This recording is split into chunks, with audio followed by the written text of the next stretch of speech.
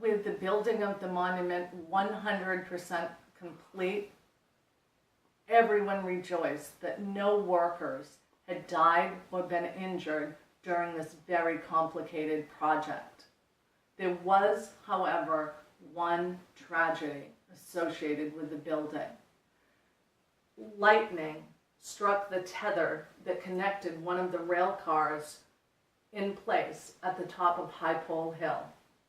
The rail car broke loose, full of granite, began racing down the hill.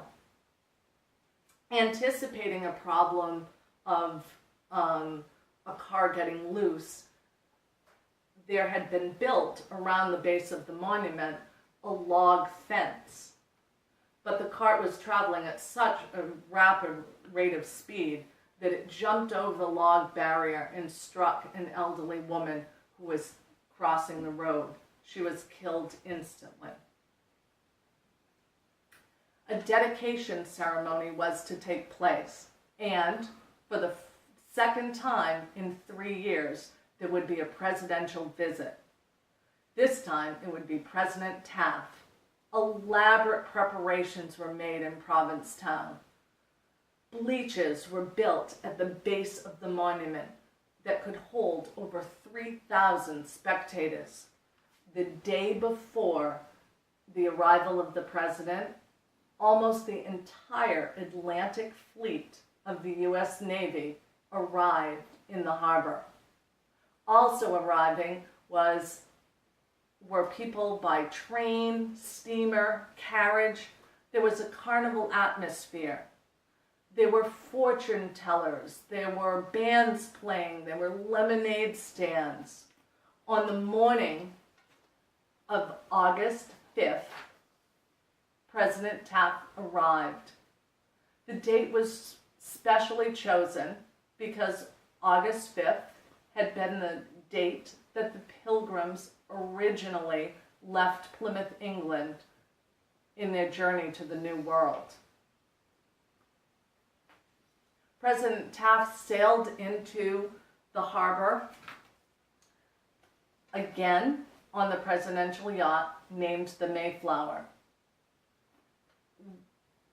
The presidential yacht anchored in what is believed to be the exact spot where the Pilgrims first set their anchor and signed the Mayflower Compact. What a sharp contrast there was from that day when the Pilgrims had arrived in November of 1620 to the day when the presidential yacht was in that same location. Because from where the presidential yacht sat, the president could hear cheering, he could hear bands, he knew he was going to receive a warm welcome, and that wasn't the case with the Pilgrims. The president came ashore. He was accompanied by his wife, Helen. Here's a great photo of the sailors lining the parade route on Commercial Street. And Commercial Street is where you'll be exploring and going into shops and restaurants tomorrow. And that's right where the president was and where the parade took place. Here he is, riding in a carriage to High Pole Hill. And this photo shows J. Henry Sears, right here on the president's left, and the man who, as we know, had made that passionate speech about the importance of building the monument. And also on the president's right, we have Helen Taft, his wife, and his son Charlie, who was at 13 years old at the time. The governor introduced Taft. He made a speech. There was tremendous applause. The Harvard University Quartet sang a rendition of the poem, a very famous poem at the time called The Landing of the Pilgrims. Perhaps you had to learn it when you were in school.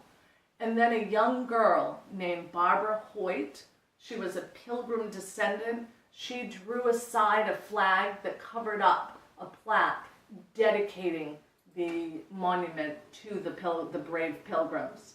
A dinner was held for 500 people, and they served quite a feast of lobster stew, salmon, roast turkey, ham, tongue.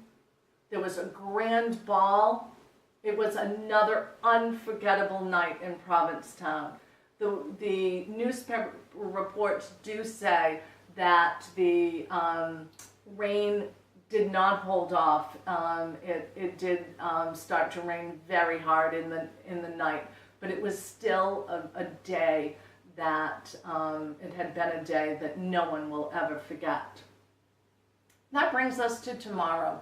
Tomorrow we will have an opportunity not only to see the monument from our ship, but also to visit the monument. There are 116 steps and 16 ramps. It's called a heart-healthy walk, but I've spoken with people at the monument who say they have had people in their 80s and even 90s do the climb. There are places to rest along the way. There are windows to look out. But if you choose to stay at the base, you will still have a wonderful experience. High Pole Hill is 100 feet above sea level, so you have a bird's eye view, or as they like to say in Provincetown, a seagull's eye view of the town, of the harbor. And there's also a wonderful museum that not only will introduce you to Provincetown's pilgrim history, but its involvement in American history as well. We have just time for maybe one or two questions before we head to dinner. Does anyone have a question? Yes. Okay, I'm going to repeat the question in case you didn't hear it. Mike wanted to know if the government had ever used the Provincetown, Pilgrim Monument during wartime, and the answer is yes. During World War I, it was used as a lookout tower, and during World War II, it is said that it was used for some secret communication experiments. The responsibility for the monument did not transfer back to the association until 1959. Okay, one more question.